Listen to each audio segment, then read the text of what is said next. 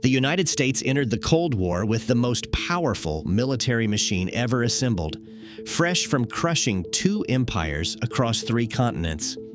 Yet within 5 years, American troops found themselves outgunned and outmaneuvered in the frozen hills of Korea, their World War II tanks and trucks woefully inadequate against an enemy they had barely considered.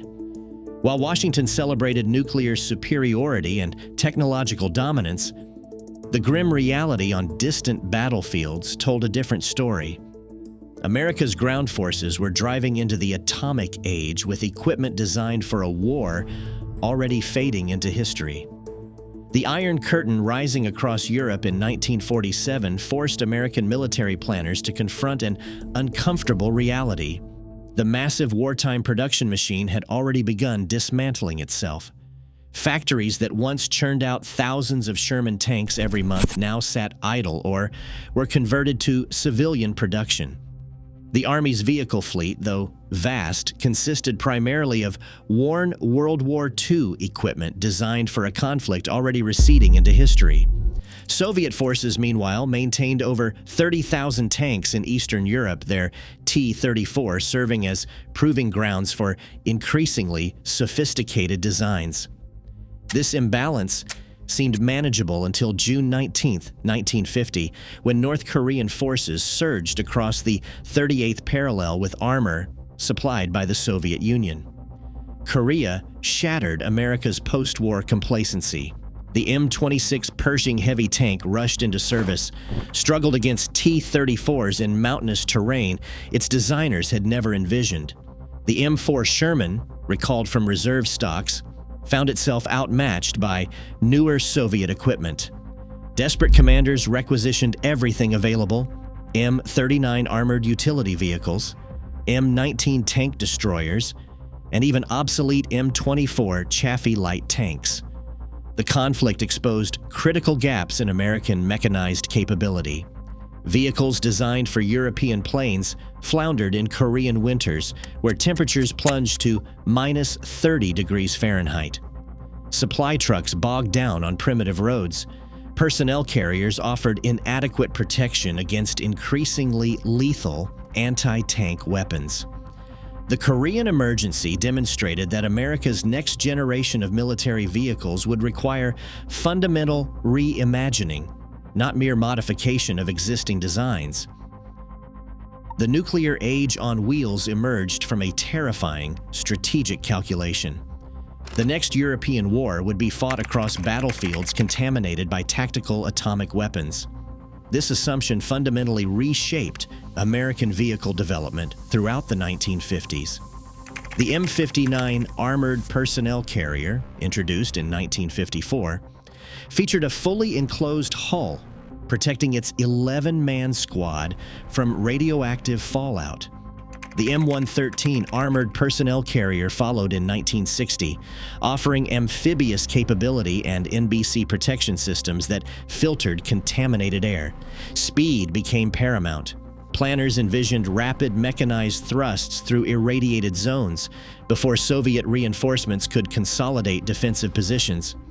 The M60 main battle tank, fielded in 1960, embodied this doctrine with its powerful 750 horsepower diesel engine and sophisticated fire control systems. Capable of 45 miles per hour cross-country, it represented a quantum leap beyond Korean War-era designs. Simultaneously, the Honest John and later the M110 self-propelled Howitzer provided mobile nuclear delivery platforms, transforming artillery battalions into strategic assets. NATO standardization agreements drove unprecedented cooperation, ensuring American vehicles could operate alongside British Chieftains and German Leopards. Yet this innovation carried profound anxiety. Every new vehicle design acknowledged the possibility of atomic warfare in Central Europe, where millions of civilians lived within potential combat zones. Engineers built machines for a nightmare scenario they desperately hoped would never materialize, creating an arsenal designed for Armageddon while praying conventional deterrence would prove sufficient. Vietnam's crucible shattered every assumption underlying American armored doctrine. The jungle warfare that consumed American forces from 1965 through 1975 bore no resemblance to the mechanized battles planners had envisioned across European plains. Vehicles designed for nuclear battlefields found themselves navigating single-lane dirt roads through triple-canopy jungle, where visibility extended mere yards and ambushes materialized from seemingly empty vegetation. The M113 armored personnel carrier, pride of the mechanized infantry, became a rolling coffin when rocket-propelled grenades struck its aluminum hull. Troops nicknamed it the Green Dragon for the way it burned after being hit, the aluminum combusting at temperatures exceeding 3,000 degrees Fahrenheit.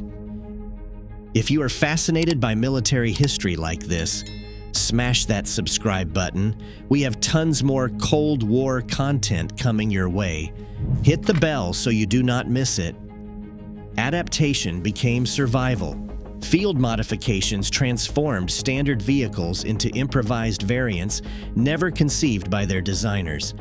The M113 gained additional armor plating, sandbag floors against mines, and gun shields protecting exposed machine gunners.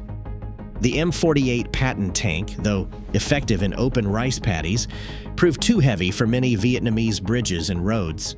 Engineers developed the M551 Sheridan light tank with its innovative aluminum steel laminate armor, but its complex gun launcher system malfunctioned in humid jungle conditions. The Viet Cong's extensive tunnel networks and reliance on mines and booby traps neutralized traditional armored advantages. Helicopters, not tanks, became the war's defining vehicles, yet ground transport remained essential. The M35 truck series hauled supplies along Highway 1 and the infamous Ho Chi Minh Trail interdiction routes. The M125 mortar carrier provided mobile fire support for fire-based defense. Landmines claimed thousands of vehicles, spurring development of V-hulled mine-resistant designs that wouldn't reach full production for decades. Vietnam taught brutal lessons about vehicle vulnerability and asymmetric warfare, lessons the Army would struggle to incorporate while simultaneously preparing for conventional war in Europe. The conflict exposed a fundamental tension, building the vehicles the war planners expected while fighting the war they actually faced. Reagan's arsenal represented the culmination of decades spent chasing Soviet technological advancement, transforming American determination into the most sophisticated mechanized force ever assembled.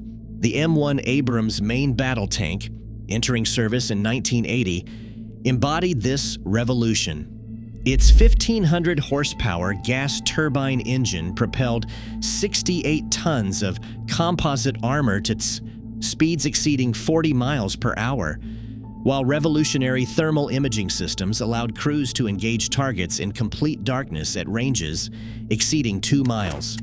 The Abrams cost $4 million per unit, a staggering investment justified by intelligence showing Soviet forces fielding over 50,000 tanks across the Iron Curtain. The Bradley fighting vehicle, deployed in 1981, redefined infantry combat. Unlike the M113 it replaced, the Bradley combined troop transport with genuine fighting capability, mounting a 25mm chain gun and TOW anti-tank missiles.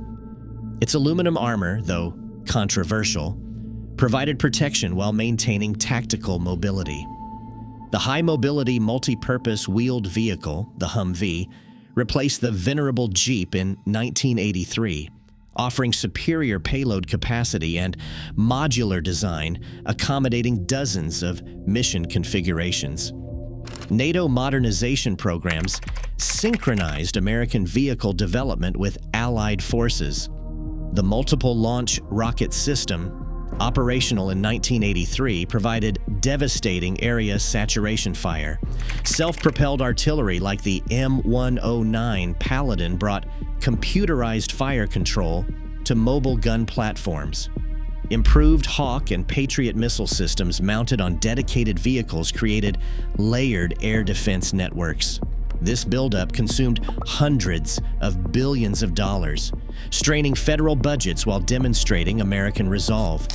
Soviet planners recognized the qualitative gap widening between their numerically superior but increasingly obsolete forces and American technology.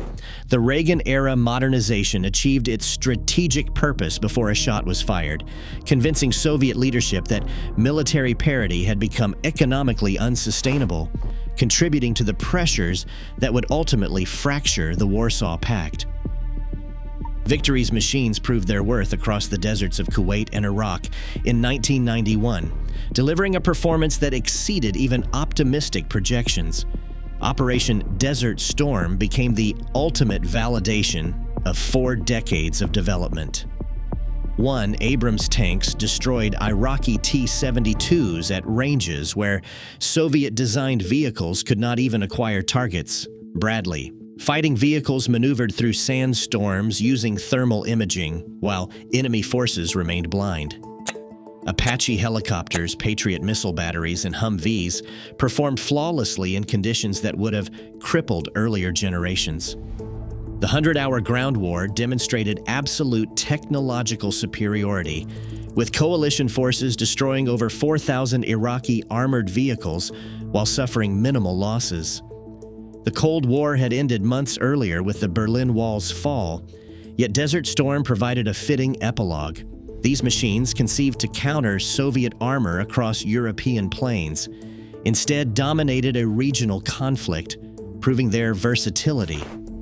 From Korea's frozen ridges to Iraq's burning oil fields, American military vehicles had evolved from repurposed wartime equipment into precision instruments of national power, reshaping warfare itself. Thanks for watching. Which Cold War vehicle was your favorite? If you enjoyed this deep dive into military history, do not forget to like and subscribe for more content. Check out our other videos on Cold War technology and share this with any history buffs you know. See you in the next one.